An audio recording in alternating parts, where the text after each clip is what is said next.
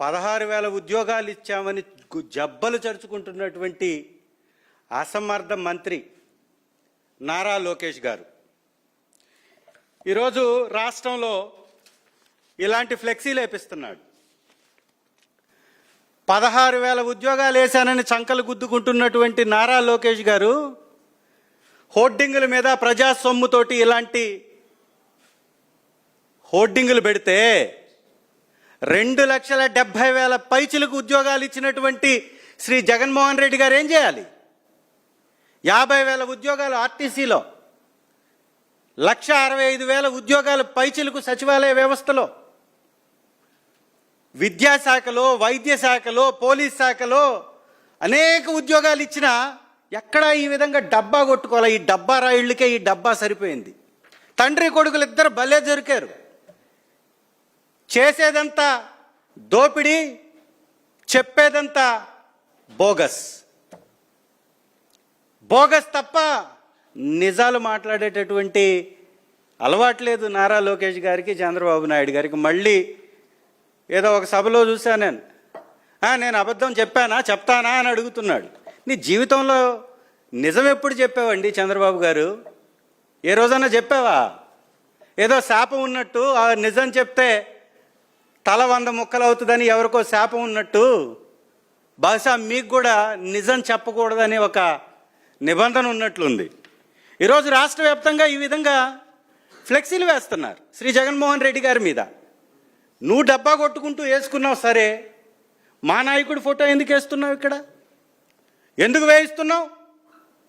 రేపటి నుంచి మేము కూడా వేయిస్తాం రాష్ట్ర వ్యాప్తంగా.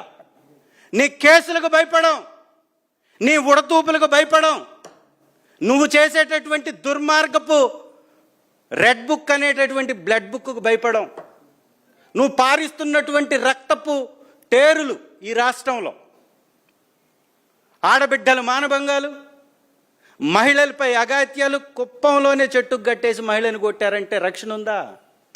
రాజమండ్రిలో ఒక మహిళ మీద, ఒక విద్యార్థి మీద, ఒక మెడికో మీద ఒక వ్యక్తి కారుని తల మీద పోనిచ్చి చంపివేస్తే అమ్మాయి చనిపోయిందాకా ఆ కుటుంబాన్ని పరామర్శించడానికి ఒక్కడు బోలా వైఎస్ఆర్ కాంగ్రెస్ పార్టీ తరఫు నుంచి శ్రీ జగన్మోహన్ రెడ్డి గారు వారు చెల్లించిపోయి ఆ కుటుంబాన్ని మనం ఆదుకోవాలి చంద్ర, మీరు వెళ్ళిరాండి హైదరాబాద్ అని మమ్మల్ని పంపించి వైద్యానికి సహాయం చేద్దాం, వారికి అండగా నిలబడదామని మమ్మల్ని పంపించారు. మేము వెళ్ళాం. ఒక్కరికి హోంమంత్రికి కానీ ఎవరికి కూడా చలనం లేనటువంటి మొద్దు ప్రభుత్వం ఈ పని చేస్తే నీ తప్పుల మీద, నువ్వు చేస్తున్నటువంటి అరాచకాల మీద, మీరు ఆడిస్తున్నటువంటి పేకాట క్లబ్బుల మీద, మీరు అమ్మిస్తున్నటువంటి నారావారి సారా షాపుల మీద, మీరు చేయిస్తున్నటువంటి మట్టి కుంభకోణాల మీద, ఇసుక కుంభకోణాల మీద నీ ఫోటోలు కూడా వేసి మేము కూడా వేస్తాం. ఈ విధంగా మా నాయకుడిని మీరు అవమానపరిస్తే అంతగా 10ంతలు అవమానపడతారు. తస్మాత్ జాగ్రత్త. ఇమీడియట్ ఇట్లాంటి పిరికి పంద చర్యల్ని మానుకోవాలి, లేకపోతే నేనే వేయిస్తా, నా నియోజకవర్గంలో వేయిస్తా. 16,000 ఉద్యోగాలు ఇచ్చి పనికి మాలినటువంటి పని చేసి 30,000 పైచిలకు కంప్లైంట్లు వచ్చాయి ఈ డిఎస్సి మీద. ఇంతకు మించి చేతగానితనం, అనర్హత, అసమర్థత ఉంటుందా నారా లోకేష్? 16,000 ఉద్యోగాలకి 30,000 కంప్లైంట్లా? 32,000 మంది ఫిర్యాదులు ఇచ్చారయ్యా డిఎస్సి మీద జరిగినటువంటి అక్రమాల మీద. అందినయా లేదా? మీ డిపార్ట్మెంట్కే కదా అందింది. మరి ఏ ఫిర్యాదు మీద స్పందించారా? స్పందిస్తే ఏమి స్పందించారు? ఇదే డిఎస్సి అంటే డిస్ట్రిక్ట్ సెలక్షన్ కమిటీ. దీన్ని వీళ్ళు అర్థం మార్చారు. నారావారు డైనింగ్ సెలక్షన్ కమిటీగా మార్చేశారు. డైనింగ్ టేబుల్ మీద అబ్బా కొడుకులు కూర్చుంటారు, తోడల్లుని ఒకవైపు, తోడు ఎమ్మెల్యేని ఇంకొకరి వైపు, 10 మంది తన వర్గంలో ఉన్నటువంటి వాళ్ళని కూర్చొని పెట్టుకొని డిస్ట్రిక్ట్లో సెలెక్ట్ చేయలే, దీన్ని డైనింగ్ టేబుల్ మీద సెలెక్ట్ చేసినట్టుగా ఉంది. ఖోఖోలో, సాఫ్ట్ బాల్లో ఏందండి ఉద్యోగాలు? ఒకరేమో మీ ఎమ్మెల్యే కోన రవికుమార్, 38 ఉద్యోగాలు ఇస్తాడు. ఒకరేమో నారా లోకేష్ గారి తోడల్లుడు భరత్ గారు, ఎంపీ గారు 39 ఉద్యోగాలు ఇస్తారు.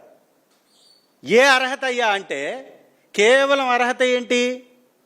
తెలుగుదేశం పార్టీకి మూటలు చెల్లించినందుకేమో అనిపిస్తుంది. ఎందుకంటే టెట్ రాయాలి, అర్హత సాధించాలి, క్వాలిఫికేషన్ ఉంటేనే క్వాలిటీ ఎడ్యుకేషన్ అందించగలుగుతారు. తరాల వారికి, భావితరాల భవిష్యత్తు అయినటువంటి బిడ్డలకి ఎడ్యుకేషన్ అందించాలి అంటే, వారిని తయారు చేయాలి అంటే, భావితరాల భవిష్యత్తుగా వారిని నిలబెట్టాలి అంటే అర్హత కలిగినటువంటి వారిని సెలెక్ట్ చేస్తేనే అది సాధ్యమవుతుంది. ఆటల్లో పోటీ చేసిన వాళ్ళు కాదు వీళ్ళు, పోటీ చేసినట్టు సర్టిఫికేట్ తెచ్చుకున్నవాళ్ళు. మామూలుగా కాల్ లెటర్ వచ్చిన వాళ్ళకి ఉద్యోగాలు రాలా డిఎస్సిలో. లంచాలు ఇచ్చినటువంటి కొంతమందికి, వీళ్ళు ఇష్టమైనటువంటి లవ్ చేసినటువంటి వాళ్ళకి, లాయల్టీ పే చేసినటువంటి వాళ్ళకి ఎల్ లెటర్స్ ఇచ్చారు. ఈ ఎల్ అంటే మీరు చాలా అనుకోవచ్చు, ఏదైనా అనుకోవచ్చు. అది కాల్ లెటర్ కాదు, వీళ్ళు నచ్చినటువంటి వాళ్ళకి ఇచ్చిన ఎల్ లెటర్స్. ఇవన్నీ ఒకటా రెండా? నిజంగా డిఎస్సి నియామకాలు జరగాలంటే ఎలా జరగాలి సార్? దానికి ఒక 5-6 అంచెల వ్యవస్థ ఉంది. ఎస్సీఈఆర్టీ ఉద్యోగి నవీన్, ఈ ఎస్సీఈఆర్టీ ఉద్యోగి నవీన్కి మొట్టమొదటి ర్యాంక్ వచ్చింది. నిజమా కాదా?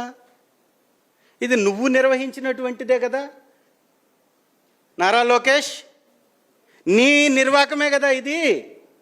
ఇవాళ ఫ్లెక్సీలు వేయిస్తున్నావే, ఇది నీ నిర్వాకం కాదా? ఈ నవీన్ అనేటటువంటి వ్యక్తికి మొదటి ర్యాంక్ వస్తే ఉద్యోగం ఎందుకు ఇవ్వలా?